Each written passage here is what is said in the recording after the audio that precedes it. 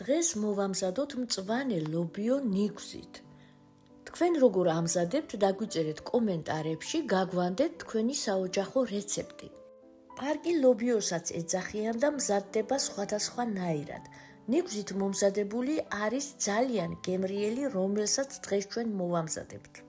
მწვანე ლობიოს მოვაჭრათ თავი ბოლო, ხშირად მას შუაზეც ტეხავენ, კარგად გავრეცხოთ, მოვათავსოთ ქვაფში, დავასხათ ცივი წყალი დაფარვამდე. დავახუროთ თავსახური და შემოვდგათ მოსახარშად. ადუღების მერე ვხარშოთ საშუალო ან ნელ ცეცხლზე, ისე რომ კარგად იდუღოს და ვხარშოთ მზაობამდე. ამ პერიოდში ჩვენ კი მოვამზადოთ ნიგოზი, შეგიძლიათ გაატაროთ ან დააბლენდეროთ, თუმცა ამ მამა-პაპურ ფილთაქვაში დანაყილი ძალიან არომატული და გემრიელია.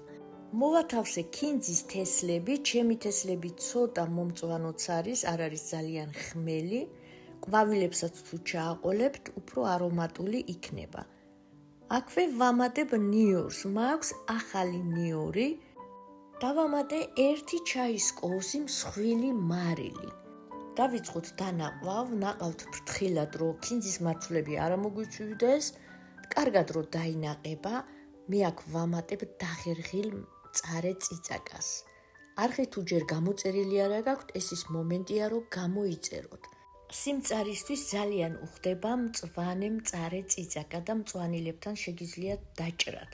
თუმცა მე დღეს არ აღმომაჩნდა და დაღერღილ წიწაკა, იმიტომ დავამატეთ დანაყვაში. ქინძის თესლები და ნიორი რომ კარგად დაინაყება, დავიწყოთ ნიგოზის დამატება. მე ერთნაირად არ ვამატებ, ვამატებ ასე ნაწილ-ნაწილ და თან დავნაყავ.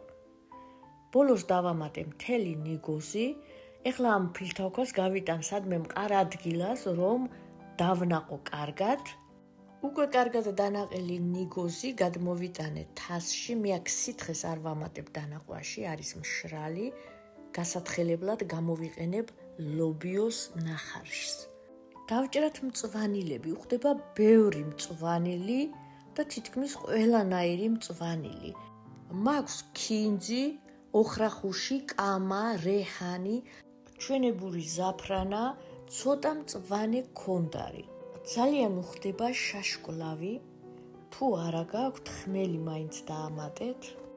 მაქვს მწვანე ხახვი. მწვანე ხახვის თუ არა გაქვთ, შეგიძლიათ ხმელი ხახვი დავუმატოთ, თუმცა მწვანე ხახვი ძალიან უხდება. მწვანილების რაოდენობა სხვადასხვანაირია, სავარაუდოდ ამასაც გემოვნებით ვამატებთ. უფრო დიდ კონას ვამატებ ქინძს და ოხრახუშს, რეჰანი მოსდევს მერე, კამას შედარებით ნაკლებს და დანარჩენი მწვანილები თქვენ განსაზღვრეთ, ყველაფერი დაამატეთ თქვენი გემოვნებით. აქვე სიმწარისთვის მწვანე მწარე წიწაკა ძალიან უხდება, რომელიც დღეს მე არა მაქვს, თუ გაქვთ აუცილებლად დაჭერით მწვანილებთან ერთად. ასე მოვამზადე ნიგოზიც და მწვანილებით და ჩვენი ლობიოც უკვე მოიხარშა. გადმოვიტანე საწურავზე, რომ დაიწრიტოს, მერე გავშალე განიერ თევზზე, რომ გაგრილდეს. ლობიოს ნახარშიდან ავიღოთ 1 ან 2 ჭიქა ნახარში. დამოკიდებულია რამდენად წვნიანი გინდათ, რომ იყოს. ლობიოს ნახარშით გავათხელებ ნიგოზს. ასე ვიწყებ ცოტ-ცოტათი დამატებას და მივცემ სასურველ სისქეს. შეგრილებული ლობიო გადმოვიტანე უფრო შესაფერის ღრმა თასში, რომ შევანელო. ზემოდან მოვასხი ნიგოზი, დავაყარე დაჭრილი მწვანილები, ეს კარგად შევურვიოთ ერთმანეთში.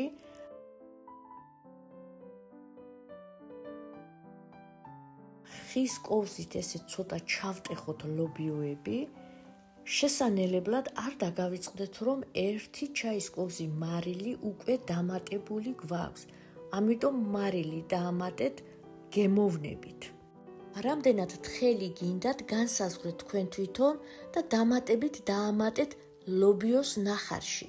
მწვანილების რაოდენობასაც არ დაგიწერთ, ესაც თქვენ თვითონ განსაზღვრეთ. უხდება ბევრი მწვანილი და ბევრი ნიგოზი უხდება. ცხიმს არ ვამატებთ, ნიგოზიც ცხიმით უნდა გაგემრიელდეს. კარგად რომ შეაზავებთ და კარგად რომ შეურევთ ერთმანეთში, დააცადეთ რამოდენიმე წუთი, გემოები რო გაუჩნდეს და ჩვენი უგემრიელესი მწვანე ლობიო ნიგვზით მზად არის მისართმევად. აი ასეთი ძალიან გემრიელი კერძი გამოგვივიდა, უფ როგორ უხდება ახლა მჭადები ამას. სხვა დროს მჭადების რეცეპტსაც დავაყოლებ ხოლმე ასეთ რეცეპტებს. რეცეპტი თუ მოგეწონათ, ვიდეოს მოწონებაც არ დაგავიწყდეთ, აუცილებლად გააზიარეთ და შეინახეთ რეცეპტი, რომ გაგახსენდეთ, რომ მოსამზადებელი გააქვთ. არხის გამოწერას შეგახსენებთ, არ დაგავიწყდეთ და დროებით გემშვიდობებით. მალე ისევ შევხვდებით ძალიან საინტერესო რეცეპტებით, იქამდე კი ბედნიერ დღეებს გისურვებთ.